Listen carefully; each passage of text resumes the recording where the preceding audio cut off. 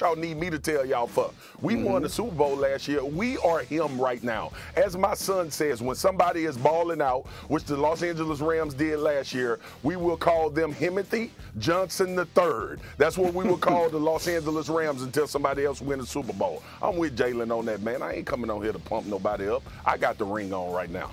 What'd you think of that, Jeff Saturday? That's real, baby. That's real talk. Real football. All the pleasantries, throw that trash out. I'm about to lock this dude down and show y'all why we won the Super Bowl. I ain't going anywhere. I love it. It's time. It's time for real ball. You can't ask for a better start to a season than this, right? You got the Bills, who in a jam-packed AFC may be the best team. You got the Rams, who are the defending champs. You got Aaron Donald on one side. You got Josh Allen on the other. You got Mike T putting together a tape of those two very large men getting set to go head-to-head. Yeah, agree. Let's go back to the 2020 season. Watch what Aaron Donald did the last time he played the Buffalo Bills. Here he's lined up at the 3 technique.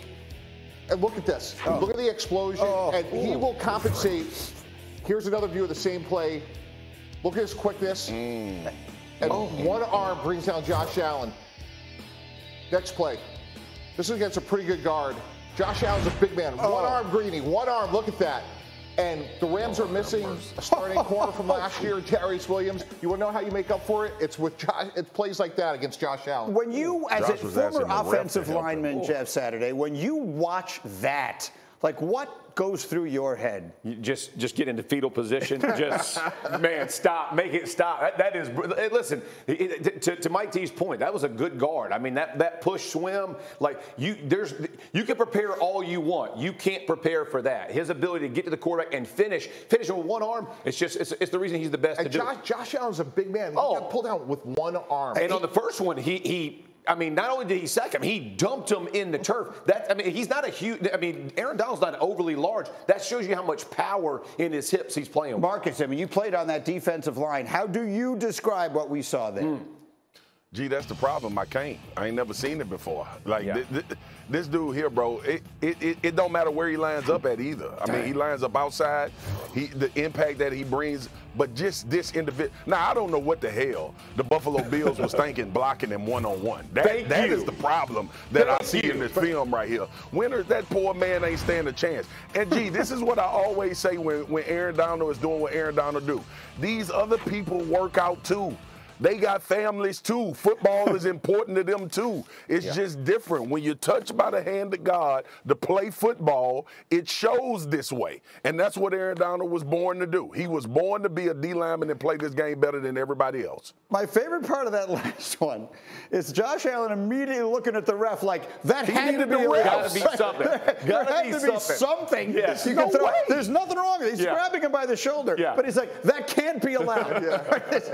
Agreed. Now move this forward. We are ready to roll. We are T-minus 1 day and counting to the start of the NFL season. We're fired up in here. Jeff Saturday is ready to go. Mike Tannenbaum is ready to go. We got Swagoo and Jeff Darlington ready to go as well. Let's rock it. And we're going to start in the NFL, where we are 1 day away from the opener and 4 days away from a monster matchup on Sunday night between the Buccaneers and the Cowboys. Brady's Bucs facing more questions this offseason, particularly about his commitment.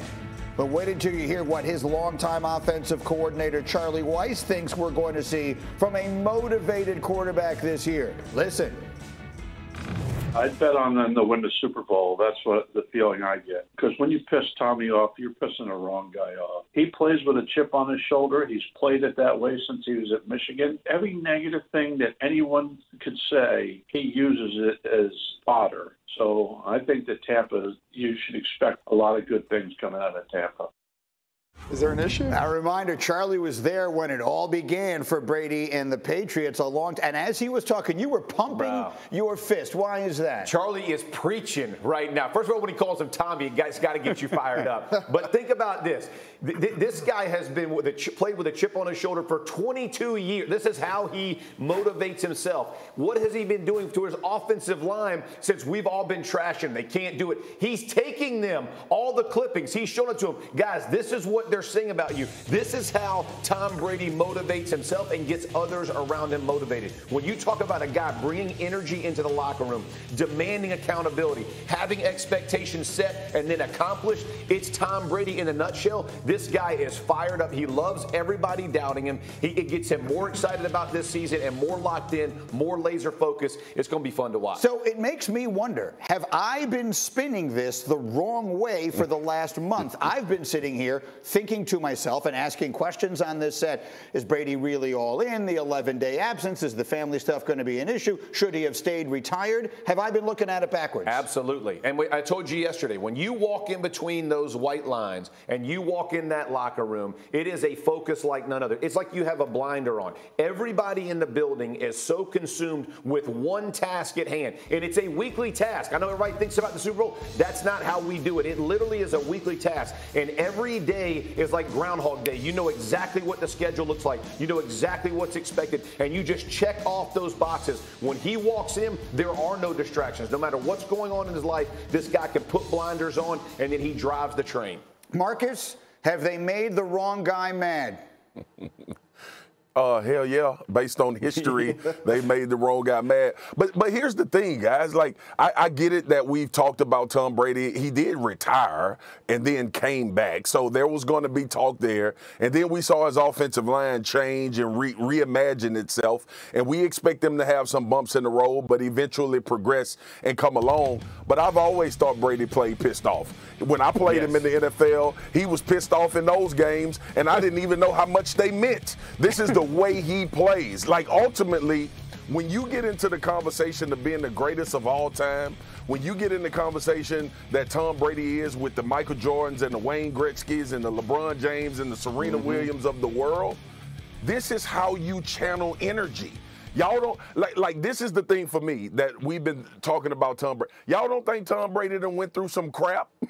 He's been in the NFL for 45 years. Like this ain't the first time he's been through something off the field. Now, ultimately, we saw the 11-day absence that may have something to do with 45 years old. It may have something to do with things that's going on in his family. But I can guarantee you this, where he is in his career, outside of some unconventional things happening, which may be in his personal life, he's been through some adversity off the field before. Remember, this guy was suspended. They talked about deflated footballs. He had a beef with Roger Goodell, suspended Tom Brady, and Tom Brady won a Super Bowl. Okay, so Charlie Weiss ain't telling us nothing new or nothing we've never seen Tom Brady do before. It all hinges on if these young guys are going to be able to block for him. I think that's a really good point. The year that they suspended him the first 4 games, people sometimes forget he won the championship that year. Maybe they have made the wrong guy angry. What do you think of it, Mike T? Well, first of all, those 11 days is ancient history. And we use the term force multiplier. Here's a great example.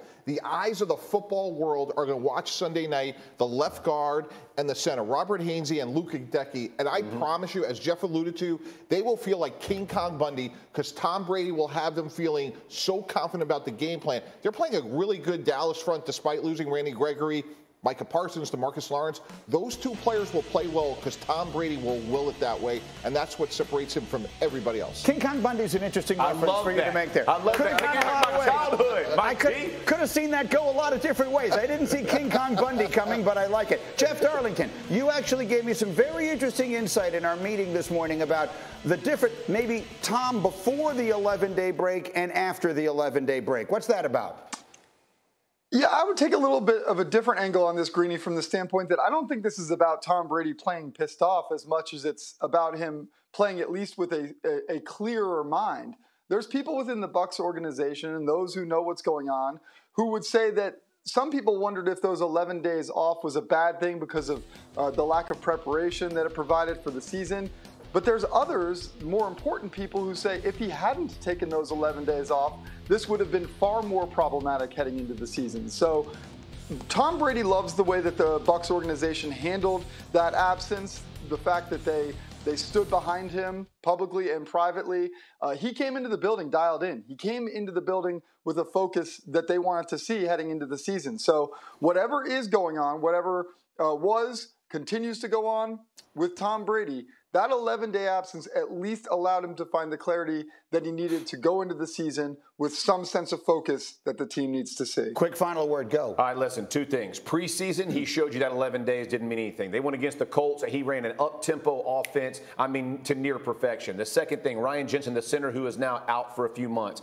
This guy talked about Tom Brady and how he gets his offensive line to feel comfortable. He said he'll be making changes in audibles, and they'll try to adjust which linebacker. Don't worry about it. He won't get to me before I throw the ball away. This dude understands how to manipulate defenses. That's how it works. Look, to use another old expression, you won't like him when he's angry, and it's the Cowboys who will have to deal with him on Sunday night, which brings us to this.